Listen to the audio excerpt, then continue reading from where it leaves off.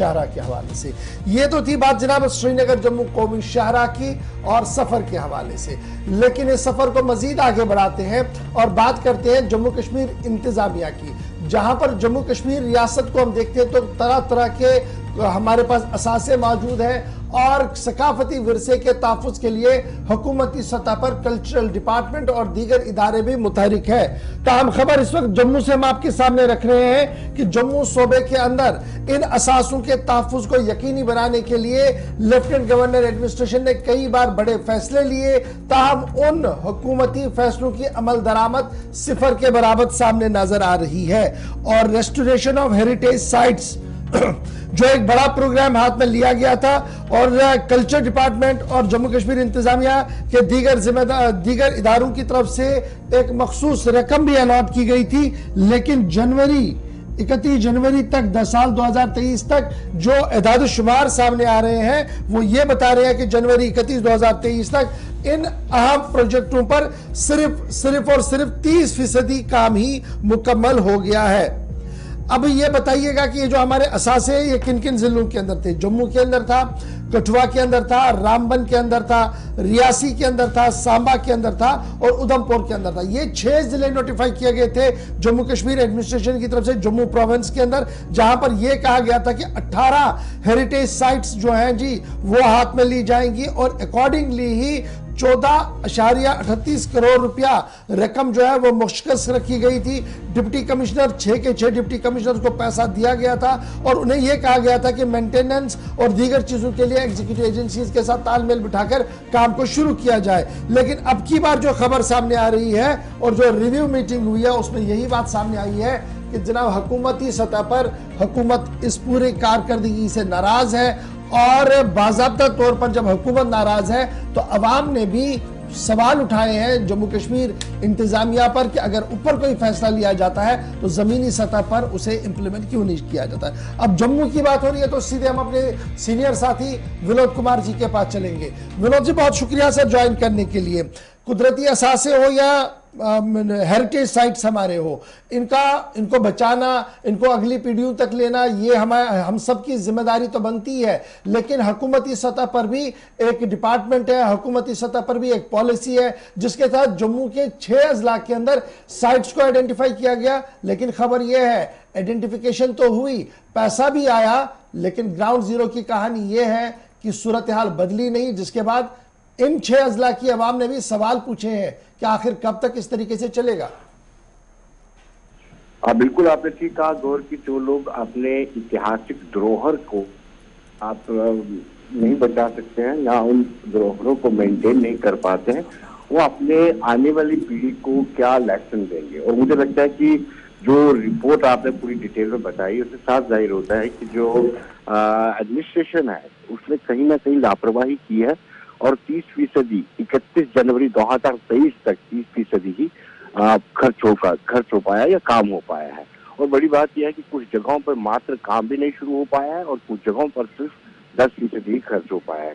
14.5 करोड़ रुपया सरकार ने सोच करके दिया था और ये स्टेट एडमिनिस्ट्रेटिव काउंसिल का फैसला था और डायरेक्टरेट ऑफ म्यूजियम ने ये सारे पैसे रिलीज किए थे और कंसर्न डिप्टी कमिश्नर्स को दिए गए थे कि आप अकॉर्डिंगली उस पैसे को खर्च करें। पहले चरण में जैसे आपने खुद बताया कि कठुआ, सांबा, रियासी, उधमपुर, जम्मू और रामबन, इन 6 डिस्ट्रिक्ट्स में जो हमारे ऐतिहासिक धरोहर हैं उनको बचाना, उनको मेंटेन करना, उनको रख रखाव रखने के लिए पैसा आया था। लेकिन बड़ा दुर्भाग्य की बात है अब सेकेंड फेज में दूसरे जिलों में आना है, लेकिन फर्स्ट फेज में अगर काम ना हो पाया हो तो जो एजेंसीज पैसा रिलीज करती हैं वो कहीं ना कहीं चेक एंड बैलेंस रखती है कि ये सरकार की लापरवाही है, एडमिनिस्ट्रेशन की लापरवाही है कि अगर उनको पैसा दिया भी जा रहा है और उस पर अमल नहीं हो पाता। और कहीं ना कहीं शेयर वेस्टेज ऑफ मनी भी है और शेयर वेस्टेज ऑफ टाइम भी है और मुझे लगता है कि एडमिनिस्ट्रेशन को इसको गंभीरता से लेना चाहिए। जी गौर जी, ये भी बड़ा इंपॉर्टेंट है जब हम देखते हैं कि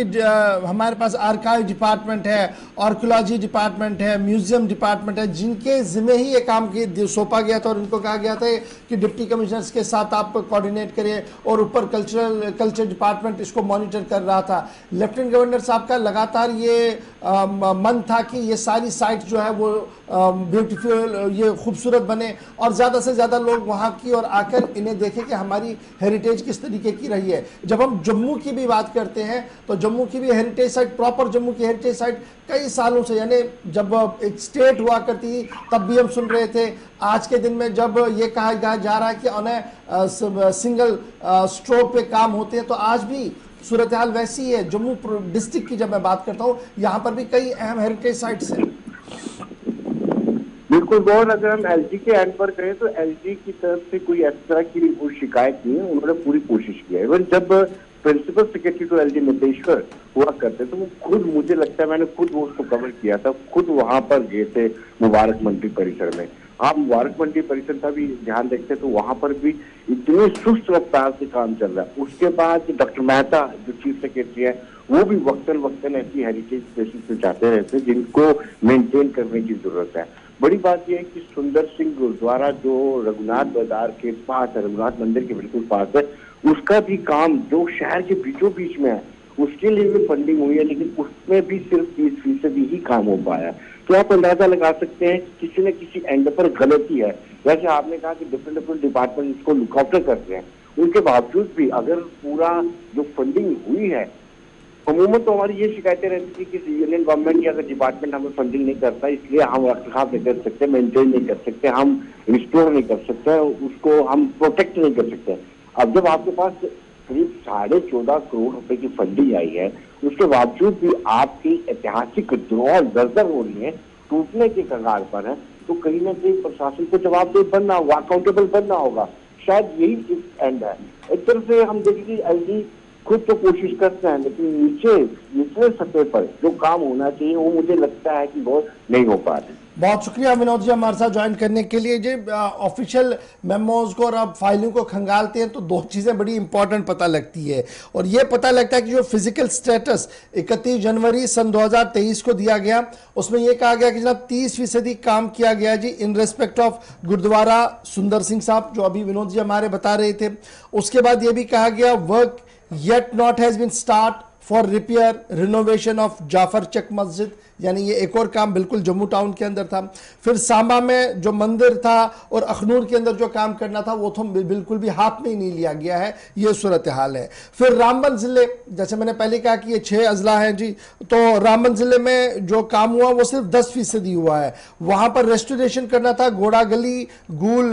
के इलाके के अंदर, तो वहाँ पर भी ये खबर है कि सिर्फ 10% है। और उधमपुर की एक साइट पर जहाँ पर 2 साइटें थी और वहाँ पर भी काम करना था और वहां पर भी कोई यही 8 से 10% ही काम हुआ है। तो कुल मिलाकर जब आप हर एक चीज को मिलाते हैं, इन सभी चीजों को मिलाते हैं, तब जाकर आपको 30% मिलता है। लेकिन जब आप सेपरेटली सबको देखते हैं तो 8 से 10%, 12% के बीच में ही सब कुछ आपको मिल रहा है, जिसकी वजह यह साफ लग रही है कि ऊपर जो फैसले लिए जा रहे हैं, एलजी एडमिनिस्ट्रेशन जो डिसीजन ले रही है, एडमिनिस्ट्रेटिव काउंसिल जो फैसला ले रहा है, जिस तरीके से लिबरल फंडिंग भी बाद में की जा रही है, लेकिन ग्राउंड पर आते आते शायद डिपार्टमेंट्स को यह लग रहा है कि काम होना, अकाउंटेबिलिटी है नहीं, इसलिए काम चल रहा है। और एक साल गुजरने के बावजूद भी आज के दिन में वो काम उस रफ्तार में नहीं है जिस रफ्तार में होना